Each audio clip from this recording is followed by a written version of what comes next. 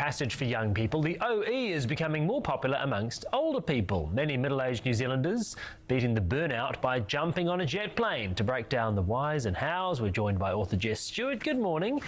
Right, let's qualify this. How old is older person for this OE? Well, we're saying midlife OE, so we're kind of 40s, 50s. Okay. And of course, we're getting older, so at a stretch, that's going to shift as well. As we age, we're working longer, so midlife kind of gets longer or further out as well. Okay, why are they taking this midlife OE? Well, I think it's many reasons. I think for a lot of people, it's life stage. So we get to a point sometimes where we're a bit more financially able to do that stuff. The kids have left home, or we've got aging parents that need our care, or we're just doing a bit of a career recheck. So it could be reinvention, or it could be recovery from burnout. And I think it's because we're living longer and therefore working longer, it becomes this opportunity to take another break because we've got longer to go in the race, if you like. So how does the OE differ from the younger OE?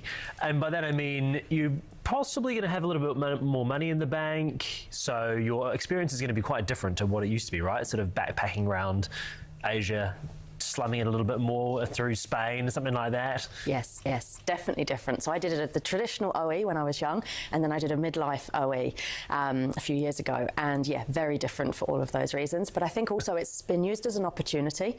So a lot of the time those OEs are not just about travel and having fun and partying like they might have been when we were younger, but they can be for retraining or cultural immersions or the opportunity to think, well, what's the second half of my career going to look like? So they're often more purpose-driven. Okay. What about when you're trying to explain that to an employer? Because there's always this fear of, what do you say about this gap in your CV? What have you been doing for those years? Yeah, and I think that's changed too. So I remember back in my HR days, gaps in CVs were cause for concern, but that's very different now. So gaps can be growth, particularly if you can describe them in a way that, yes, I retrained or I went and found out all about my ancestry. You know, there's a purpose to it. And I think often that's then when the gap becomes something positive and something growth orientated, that we're actually looking at this as a strategic repositioning for our careers rather than time off. I like all the jargon you're using in this. What about, I mean, it doesn't feel very spontaneous and very OE when you say, I'm going to plan for how I'm going to explain this later on after I've had my gap. But is that something you should do when you're actually thinking about it, to think, okay, how am I going to frame this break that I'm taking?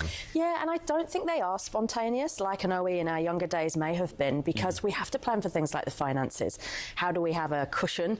And what do we do when we get back, right? Because this isn't retirement, so we are going to reintegrate at some point. So that question, thinking ahead about how do I explain this to prospective employers? How do I plan my re-entry and have a plan B for when I get back? Because otherwise we run the risk, particularly in this climate, of it becoming an extended sabbatical or potentially early retirement.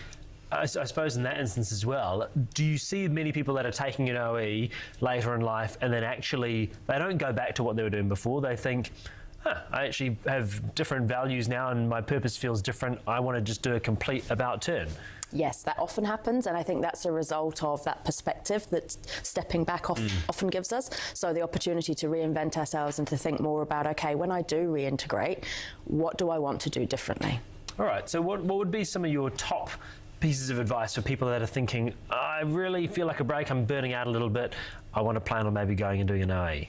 Yeah, it's an exciting thing to plan, I think, but it does take some planning because it's a big thing, particularly for the finances. So I think planning ahead, building that financial cushion, having a savings account, all those things that make good logical sense and that sort of, you know, our parents would advise us. I think as well having a purpose. So understanding, why am I taking this break? Is it for recovery from burnout? Is it to retrain? Is it to go and do some things on my bucket list? Because I think this idea of waiting till we retire to live has become outdated, and this is an opportunity for us to integrate that into our life a little earlier. Jess, Stuart, always a pleasure to have you in the studio. Thanks, and I suppose it's that sort of thing, you don't actually have to go and have an OE overseas experience. It might be that you're actually staying here and looking after a parent or something like that. Yes, I'm totally motivated by this. I love it. I'm going